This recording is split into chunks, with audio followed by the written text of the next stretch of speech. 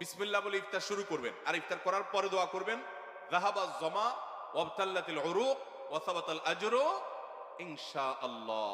যাহাবাজ জমা ওয়াবতাল্লাতিল উরুক ওয়া সাবাতাল আজরু ইনশাআল্লাহ। আল্লাহুম্মা লাকা সুমতু আলা রিজকিকা আফতারতু, এটাও হাদিসে আছে। কিন্তু এই জাহাবাজ জমা আবতাল্লাতুল উরুক ওয়া সাবাতাল আজরু ইনশাআল্লাহ যেটা বলেছি, এইটা বেশি অনেক হাদিসগুলোতে আছে এবং সনদ দিক থেকে অনেক বেশি স্ট্রং, অনেক বেশি প্রসিদ্ধ এবং অর্থটাও বেশ চমৎকার। জাহাবাজ জমা মানে হলো আমার ক্লান্তি দূর হলো, ওয়াবতাল্লাতুল উরুক মানে শিরাগুলো সব আর্দ্র হলো, যে পানি পান করেছি, ইফতার করেছি, এবং ওয়াসাবাতাল আজরু ইনশাআল্লাহ, আল্লাহর কাছে বিনিময়ে দাঁড়িয়ে গেছে ইনশাআল্লাহ। এটা ইফতার করার পরে বা কিছুটা খেয়ে তারপরে এটা পড়া সুন্নাত। জাহাবাজ জমা আবতাল্লাতুল উরুক ওয়াসাবাতাল আজরু ইনশাআল্লাহ। আর ইফতারির একবারে শেষের দিকে আপনার এই ইফতারের শেষের দিকে বা ইফতার শেষ করে তারপর এটা পড়বা। সাহরির জন্য আলাদা কোনো দোয়া আছে বলে আমার